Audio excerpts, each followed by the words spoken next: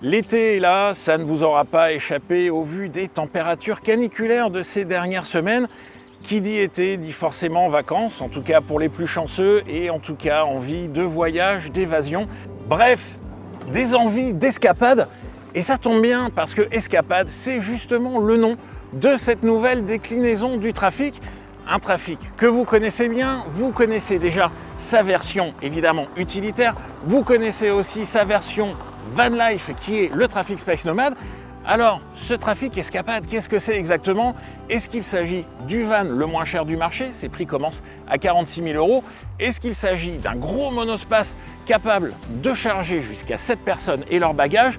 Ou est-ce qu'il s'agit plutôt d'un magicien? Parce que oui, ce trafic arrive à faire disparaître d'un claquement de doigts plus de 73 000 € de malus. Comment Renault parvient-il à ce tour de force? La réponse, c'est tout de suite sur l'Argus.fr. On va découvrir ensemble ce nouveau trafic escapade qui est avant tout un Renault Trafic. Alors le Trafic, est-il encore besoin de vous le présenter? Cette génération existe depuis 2014. Alors la première génération de Trafic avait duré 20 ans, de 1980 à 2000. La seconde avait duré de 2000 à 2014. Alors inutile de dire que celui-là, avec seulement 12 ans au compteur, c'est presque un petit jeune. On le sait, dans l'utilitaire, les produits ont la vie un petit peu plus longue que dans le véhicule particulier. Il a déjà été restylé 2 fois, une fois en 2019, une fois en 2021, et c'est évidemment la toute dernière version que nous avons à l'essai et qui sert de base à ce trafic escapade. Alors au niveau de l'avant, eh bien, on note évidemment la nouvelle calandre, on note bien entendu le nouveau sigle Renault qui équipe tous les produits de la marque maintenant depuis un petit peu plus de 3 ans. Et puis sur notre finition iconique, qui est la finition haut de gamme, on a également ces phares full LED. Ça, c'est assez luxueux quand même pour un utilitaire. Pour le reste, on retrouve vraiment le Trafic tel que vous le connaissez. Alors évidemment, ce n'est pas le fourgon blanc tôlé que vous voyez tous les jours dans la rue aux mains de différents artisans. On a quand même ce côté qui est entièrement vitré avec des vitres surteintées fournies de série sur le latéral et l'arrière. Ça, c'est pour l'intimité à l'intérieur de la partie van. Et puis toujours un haillon très vertical, forcément on est sur de l'utilitaire pur et dur, on ne change pas des volumes qui sont maximisés pour l'espace à l'intérieur, le volume de chargement, ça sert aussi, on va le voir, au bagage. En termes de gabarit, on est ici avec une version dite L1H1, première longueur, première hauteur, elle mesure 5,08 m de long. On a également pour 1 500 € de plus la possibilité d'avoir le même Trafic en version longue où là on va monter à 5,38 m, plutôt au profit de l'habitabilité et des bagages. On va rapidement regarder ce qu'on a sous le moteur. Aujourd'hui, je ne vais pas vous parler d'hybridation, je ne vais pas vous parler de taille de batterie, je ne vais pas non plus vous parler de temps de recharge, mais de diesel. Allez, on se retrouve et on voit ce qu'il y a pour motoriser ce Trafic escapade. Sous le capot, on retrouve un moteur qu'on n'a plus l'habitude de voir malheureusement sur les voitures actuellement, un bon vieux moteur diesel. Bon et vieux, oui vieux forcément, parce qu'il est apparu déjà en 2005, il y a plus de 20 ans. C'était à l'époque le restylage de la Laguna 2, il s'agit du 2 litres DCI, ou plutôt Blue DCI forcément, puisqu'il a maintenant une gestion de l'AdBlue, c'est obligatoire pour les normes de pollution. Il fait toujours 2 litres, c'est le bon vieux moteur M9R. Il développe ici 2 puissances au choix dans le Trafic escapade, soit 150 chevaux en boîte manuelle et en boîte automatique, soit comme sur notre version d'essai, 170 chevaux, qui est obligatoirement lié à une nouvelle boîte automatique. Ça, c'est un petit peu la grande nouveauté sous le capot. Une nouvelle boîte automatique, ce n'est plus le DC à 6 rapports que l'on avait précédemment, mais une boîte à convertisseur à 9 rapports cette fois-ci. Et vous allez le voir, ça se ressent en termes d'agrément, mais aussi en termes de consommation. Je vous l'ai dit, 170 chevaux, des performances qui sont plutôt intéressantes. Et on va voir ensemble que le diesel, ça a quand même du bon pour motoriser un gros bébé comme ça, avec armes et bagages, et surtout tous les passagers qu'il peut embarquer. Escapade, ce nom vous dit peut-être quelque chose. En effet, il y a déjà eu une variante du Trafic dit Escapade. C'était en 2017, c'était le Space Class Escapade. Et en fait, il tenait ce nom juste du fait qu'il pouvait avoir une banquette arrière qui se transformait en couchette. La nouveauté cette année, c'est évidemment cette mini petite kitchenette. Ouais, ça fait beaucoup de petits adjectifs. Tout simplement parce que ce trafic escapade, il répond à l'homologation VASP. Alors VASP, c'est véhicule automoteur spécialisé. En gros, ce sont toutes les transformations carrosserie qui permettent notamment de transformer un véhicule particulier ou utilitaire en camping-car. Et pour cela, il faut respecter certaines normes et avoir certains équipements, dont une partie cuisine, même minime, installée de manière fixe dans le véhicule. Et c'est exactement ce qu'a fait Renault. Et vous verrez à la fin du reportage en quoi c'est utile, notamment d'un point de vue financier et fiscal. Alors on se retrouve donc avec cette petite quichennette qui est vraiment minuscule, vous allez le voir. Alors elle a l'essentiel, hein. On a une réserve d'eau, on a donc cette petite douchette électrique. Alors n'espérez pas quand même laver toute la famille avec ça, c'est quand même un petit peu limité. On a 5 litres d'eau, c'est pas énorme, mais on a malgré tout l'essentiel, avec également ici un petit feu et également une partie dite cuisine. Alors attention, ne comptez pas préparer à manger pour tous vos amis pendant toutes les vacances, mais malgré tout, on va avoir ici un petit feu. Alors ça par contre c'est pas super pratique, on l'a vu à l'utilisation. En fait, eh bien la plaque du feu, elle va aller buter contre la plage arrière qu'il faudra donc enlever ou tout simplement relever pour pouvoir s'en servir. Un feu monogaz qui est là, et ici la partie, allez, on va dire plan de travail, avec soit ici la possibilité eh bien, de faire un minimum de cuisine. Je pense que ça servira surtout à couper le saucisson, ou alors si vous voulez bénéficier de ce que Renault appelle un petit peu pompeusement l'évier, vous allez avoir cette petite boîte. Alors non, c'est pas un Tupperware, c'est l'évier du trafic escapade, un évier qu'on déplie comme ça et qu'on peut utiliser ensuite avec notre petite douchette. Bon, vous en conviendrez avec moi, c'est pas la plus grande cuisine qu'on peut trouver à bord d'Havanne. Ça sera essentiellement du dépannage. Malgré tout, c'est quand même assez pratique. On va voir maintenant sur la partie habitabilité intérieure et couchage en quoi ce trafic escapade eh bien, peut prétendre quand même au terme de van. Vous l'aurez compris, l'aménagement, en tout cas pour la partie camping, est plutôt minimaliste. Le trafic escapade reste avant tout un véhicule familial, et là, il se démarque vraiment de la concurrence. En général, un van s'est homologué pour 4 voire 5 places.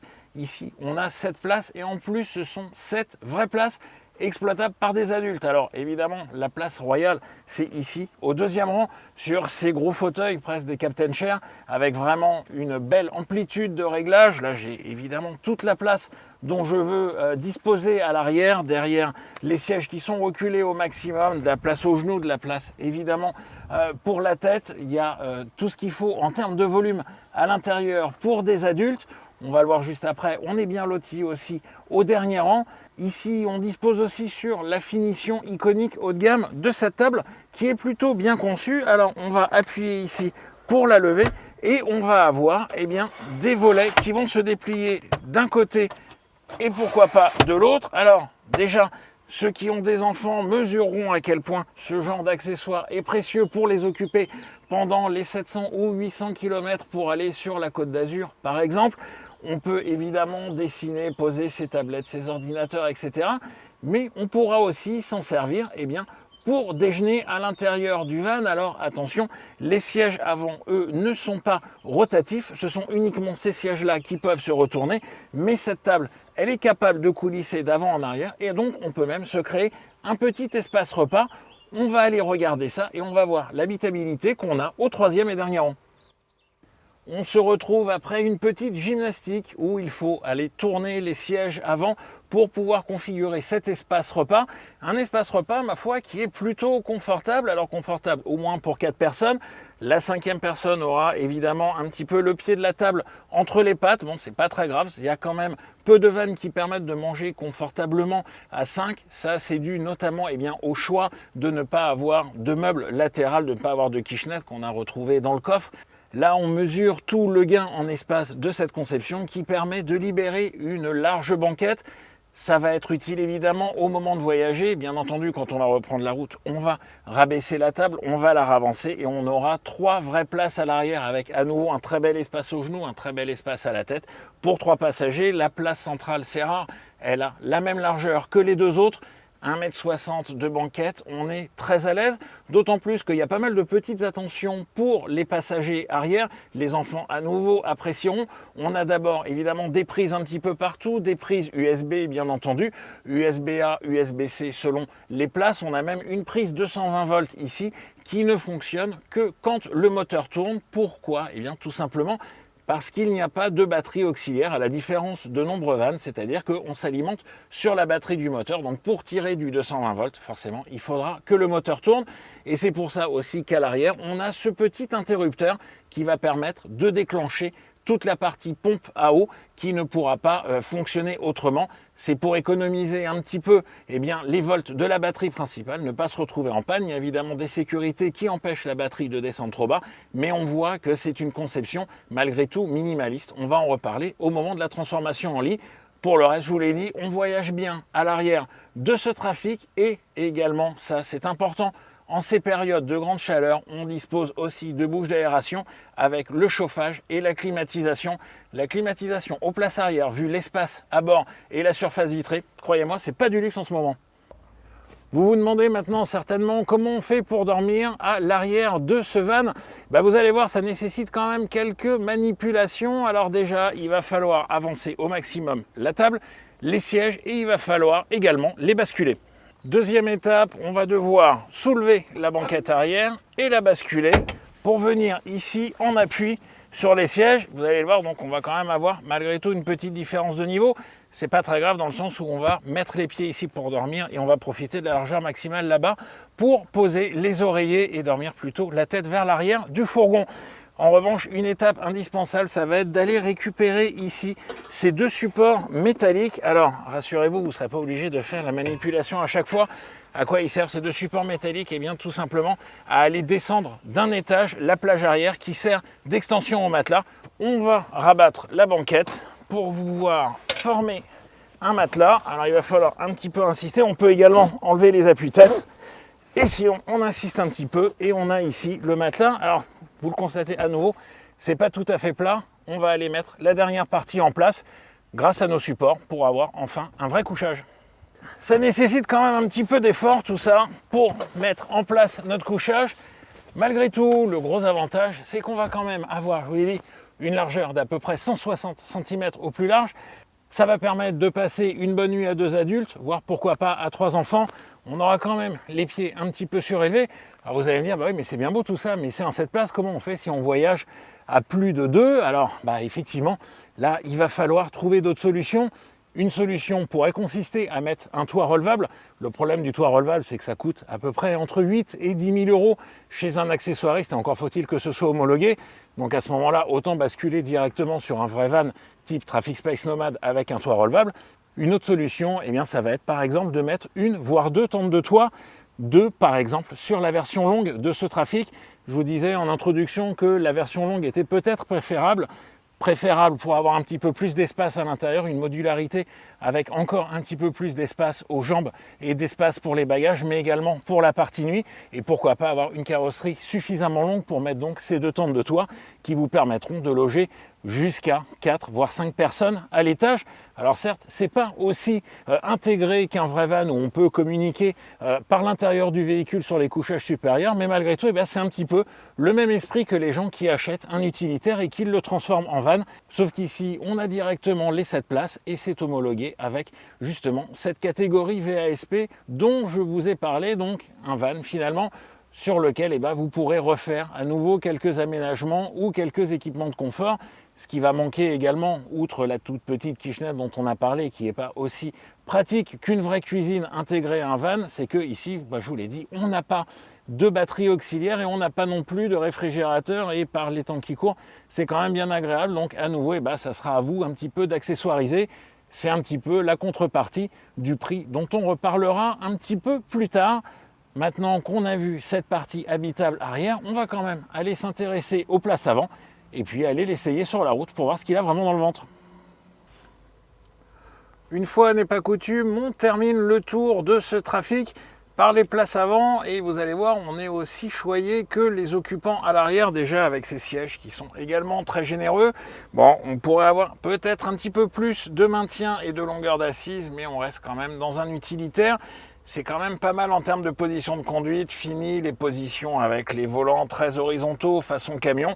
Ici, on pourrait presque se croire dans une berline, dans un véhicule particulier. Alors presque, parce que malgré tout, on voit quand même qu'on est dans le domaine de l'utilitaire avec cette planche de bord assez massive, intégralement bien entendu en plastique dur. Ça, on sait que sur l'utilitaire, c'est quand même un petit peu la norme. Malgré tout, c'est bien réalisé. Alors évidemment, c'est un petit peu plus joli sur la finition iconique que l'on a aujourd'hui à l'essai que sur la finition de base. Malgré tout, la présentation est quand même plutôt pas mal et on va d'ailleurs retrouver plusieurs éléments qui proviennent d'autres véhicules du groupe Renault et particulièrement de chez Dacia, avec ici ce bloc climatisation qui est directement emprunté à la Sandero de 3e génération. Alors on a d'ailleurs la clim automatique, ça c'est pas mal, je vous l'ai dit également, une clim à l'arrière, c'est plutôt bien, sachant que pendant les grosses canicules que l'on a eues, malgré tout, avec la surface vitrée, même cette clim qui est un petit peu boostée par rapport à une clim normale, a quand même un petit peu de mal parfois à rafraîchir vraiment l'atmosphère.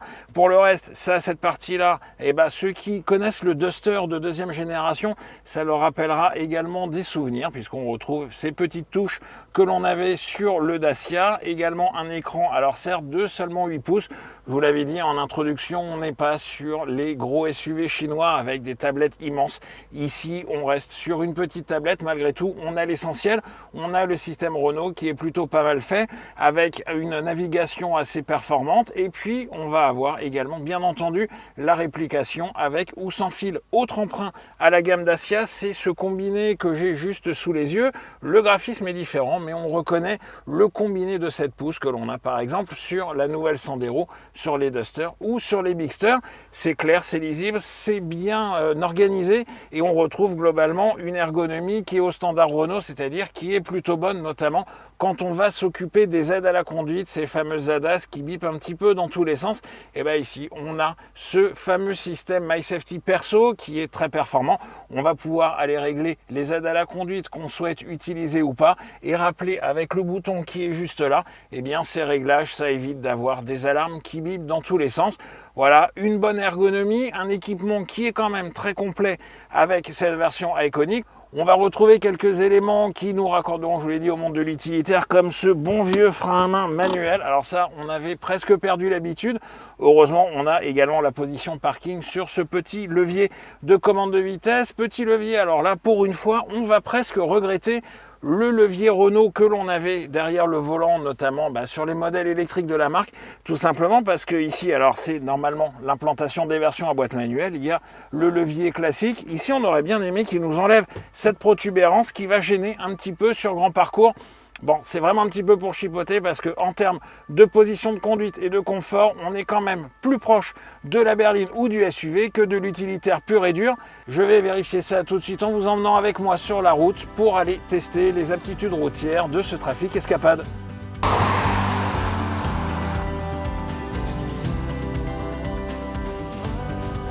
Au volant aussi, on a finalement le meilleur des deux mondes. Je vous l'ai dit, une position de conduite qui n'est pas trop typée utilitaire. On est plutôt proche de celle d'un gros SUV, d'un haut SUV surtout, parce que oui, on est vraiment très en hauteur. Et là, c'est agréable. On a justement ce beau côté de l'utilitaire avec également une grande surface vitrée. Ça, c'est quelque chose qui se perd de plus en plus dans les voitures actuelles. Un grand pare-brise, on a aussi ces vitres assez hautes. Cette vitre à l'avant qui permet d'avoir une bonne vue sur les grands rétroviseurs qui aident bien à manœuvrer. Et ça, c'est pas inutile vu le gabarit, que ce soit en court ou en long. On a quand même plus de 5 mètres. Il faut quand même prendre un petit peu en compte ce grand gabarit, mais pour le reste, pour les manœuvres, ce sera vraiment sans difficulté grâce à l'excellente visibilité panoramique. Autre avantage évidemment de ce type de véhicule, c'est le confort. On est bien loin de l'utilitaire d'antan avec des lames de suspension et un confort approximatif. Ici, franchement, on n'est pas très loin de ce qu'on pourrait avoir dans un SUV équivalent. Certes, la masse est sensible, alors on le voit par exemple comme ici sur des enchaînements de virages, le comportement n'est pas typé sportif, bien entendu, c'est pas fait pour. La masse est conséquente, on est un petit peu plus de 2 tonnes et encore quand on n'est pas chargé, quand on va être à 7 avec les bagages de tout le monde, ça va forcément créer encore plus de ballons. Le roulis malgré tout est assez bien limité, il est plutôt bien jugulé et on peut enchaîner les virages à vitesse toujours modérée mais sans risque malgré tout. On n'est pas du tout sur un comportement dangereux. On peut même avoir un certain plaisir de conduite. Alors ça va être, je vous l'ai dit, grâce au confort qui est aussi un petit peu amplifié par le fait qu'on a des petites roues, petites au standard actuel. N'importe quel SUV aujourd'hui va être en 18, 19 ou 20 pouces ou plus si affinité. Ici, des roues de 17 pouces avec des pneus à flanc assez haut. Donc c'est assez mou, alors pas excessivement, mais on a un bon confort. Le moteur, justement, ce n'est pas une nouveauté, je vous l'ai dit, ça fait plus de 20 ans qu'il officie sous le capot des grandes Renault. On l'a connu sur la Laguna, la Velsatis, la Talisman, je ne vais pas toutes vous les citer. Et on le retrouve aujourd'hui avec un certain plaisir puisqu'il a quasiment complètement disparu du reste de la production, en tout cas en Europe et plus particulièrement en France. Il est puissant, 170 chevaux, 380 Nm de couple et cette nouvelle transmission automatique à 9 rapports et convertisseur, c'est un vrai progrès également par rapport à l'ancienne EDC à 6 rapports. Elle est beaucoup plus douce, la boîte est très bien étagée. Tout se fait automatiquement. Heureusement, c'est une boîte automatique, mais il n'y a quasiment jamais besoin de faire appel aux palettes au volant. Ça, c'est presque gadget. Alors, on les a, tant mieux, mais elles sont vraiment pas indispensables, d'autant plus qu'avec 9 rapports, honnêtement, on ne sait jamais vraiment lequel passer exactement. Donc, autant la laisser faire. Elle est réactive, elle est douce, je vous l'ai dit, et surtout, elle est très efficace. Elle procure de belles accélérations, un peu plus de 10 secondes. Au 0 à 100, c'est quand même pas mal pour ce type d'engin.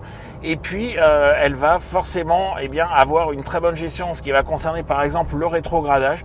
Il n'y a rien à faire, elle est moderne, elle est réactive et elle va abaisser la consommation. Et ça, c'est la très bonne surprise de cet essai. On a déjà fait un peu plus de 800 km avec ce Trafic Escapade et pour le moment, sur le premier plein, en tout cas, on était à 7,3 litres de consommation vérifiée à la pompe. C'est remarquable parce qu'on a fait une bonne partie du trajet sur autoroute, le reste sur route de montagne et sur petite route. Donc, il y a de l'agrément, il y a de la performance et en plus, c'est extrêmement sobre. Alors vous allez voir, on va bientôt parler budget et la sobriété, la consommation n'est pas le seul atout de ce Trafic Escapade.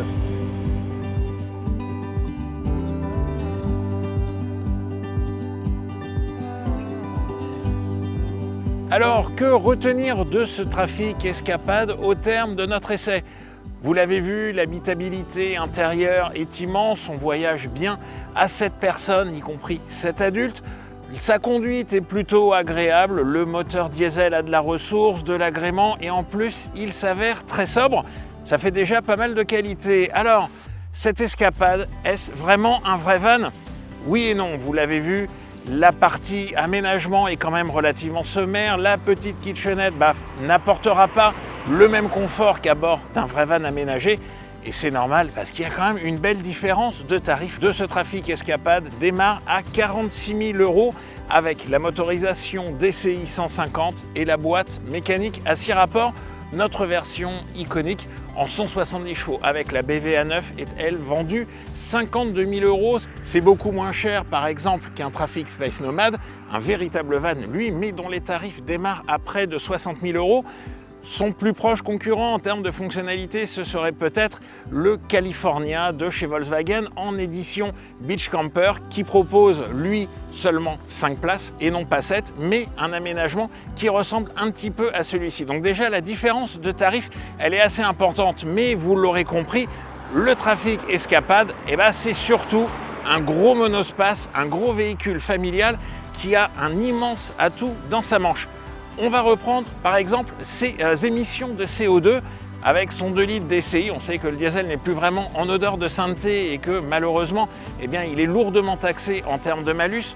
On est à 186 grammes par kilomètre d'émission, ce qui correspond à un malus à régler de plus de 64 000 € s'il était homologué en véhicule particulier. Rajoutez-y le malus au poids de plus de 9 000 € et on arriverait à 73 000 €. Je vous fais grâce des centaines et des dizaines d'euros supplémentaires de malus total. Or, l'homologation VASP dont on a parlé dès le début de ce reportage, l'exonère, comme tous les autres camping-cars et vans du marché, de ce fameux malus, ce qui fait que on perd quasiment 75 000 € de malus à régler. Et là, forcément, eh bien, ça va faire toute la différence par rapport aux gros monospaces, mais également par rapport même aux mêmes versions du Trafic, en Space Class par exemple, qui elles vont être classées en véhicule particulier et donc soumises à ces deux malus, CO2 et masse. Une immense économie, un tour de passe-passe fiscal. J'ai presque envie de dire, vu que c'est un véhicule d'évasion, une évasion fiscale. N'hésitez pas à nous dire en commentaire ce que vous pensez de ce Trafic Escapade. Et moi, je vous dis à très bientôt sur l'Argus.fr et bien entendu, bonnes vacances!